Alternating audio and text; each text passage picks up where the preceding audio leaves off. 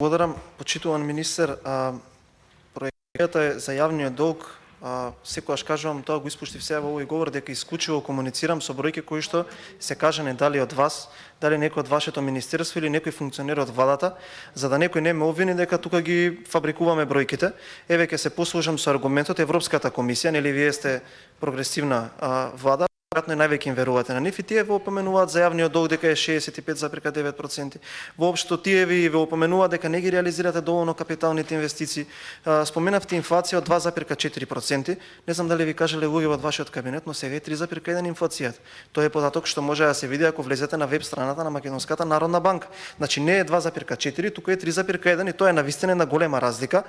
И ние можеме сега да зборуваме за тоа како средствата на крајот од годината ќе излезат, но сепак јас прочитав над отприлика 800 милиони евра, сега ќе имаме нов долг во нето цифра за нареднава година.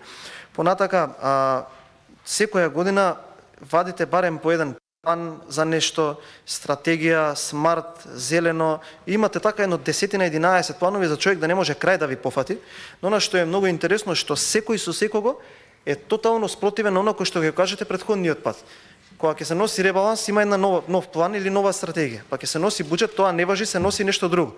За капиталните инвестиции, ване направивте, би кажал така еден трик, ги зголемивте средствата за докапитализација на развојната банка. Има тука луѓе кои што тоа го памтат. И затоа ви се качи процентот, заради тоа што треба да се пари за кредити кои што потоа луѓе ги повлекоа и така ви се качува процентот на реализација на капитални инвестиции. Овој пат ви се 615 евра, ако ќе навлезете во деталите, заради тоа што јас сакам да сум прецизен, можете да ги видите истите проекти кои што скоро 5-та година ги нудите, а кои што ни шајка не е закован. Имате автопати кои што не се почнати со работа, имате автопати кои што стојат, имате таму низана, неве ќе речам пруга, ветено нешто што од 2016-та доаѓавте на вас со тие 500 километри автопати кои што само се повторуваат од година во година, од ставка во ставка, за кои што по 3 месеци од овој момент натака ќе имаме ребаланс на буџетот и ќе ги црпиме средствата од капиталните инвестиции, односно од изградбата на автопатот Кичево-Охрид. Понатака ќе ги црпиме средствата за нов клинички центар во Штипи, во Скопје, за универзитети и така натака и ќе ги прераспределуваме во социјални трансфери за да кога ќе дојде кризата да можете да условно кажано во последен момент се вадите со мерки кои што како и се до сега ја промашија својата намена. Исто така нешто што не ми е јасно што ве слушнав, велите во МНР и во Министерство за политички систем прокиснало кровот, па само тие или две министерства прокиснало кровот. Тие се релативно нови згради, ние имаме повеќе министерства, ние имаме над 20-30 објекти кои што се направија во изминативе 10 години, па никој никаде не кажа дека прокиснува кровот. Еве и тука во Собраниево има комплетно ново купола изградена и треткат, па никој не виде дека прокиснува кровот. Само во тие две министерства се случува нешто за да можеме ние да проектираме ставки кои што се доста високи за тековно одржување. Понатака за енергетската криза немате предвидено средства.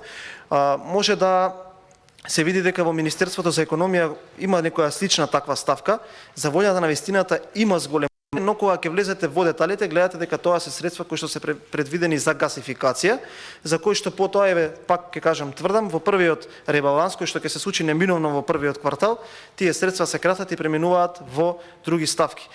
Точно е дека оваа година од овој буџет, од планираниот дефицит, тоа е ваша изјава, префрливте 4 милиарди денари кон МЕПСО и кон ЕЛЕН, тоа се 65 милиони евра, за кои што требаше тоа да се случи, но од друга страна сакам да се согласиме сите околу изјавата на министерот од вашата влада, министерот за економија Крешник Бектеши, дека за оваа енергетска криза одговорност некој мора да понесе. Затоа што не се граѓаните криви да враќаат 4 милиарди денари, 65 милиони евра од оваа година, за тоа што некој не си ја завршил работата кога требало, за кое што ние му плаќаме. Тоа бил директорот на РЕК, директорот на ЕЛЕМ и така натака, па и самиот министер за економија. Имаме ние поднесено за енергетиката 5 амандмани, кои што ги опфаќаат граѓаните, семејствата, стопанството и економските субјекти, кои што се направени и концепирани со луѓе кои што навистина ја разбираат енергетиката и кои што доколку ги прифатите, може тој шок кој што ќе следи после новата година, и ова се повикувам изјава на Кочо Анѓушев, да не испадне дека некој се измислил, Кочо Анѓушев, човекот, си кажа после нова година ќе има ценовен шок и струјата ќе поскапи, за да можеме да им го лесниме животот на нашите сограѓани. Се надевам дека ќе бидете тука присутни на амандманската расправа, па кога ќе дојдат тие амандмани ќе можеме да ги образложиме, да ги види јавноста и да го ставот на владата во однос на енергетската криза која што предстои. Благодарам.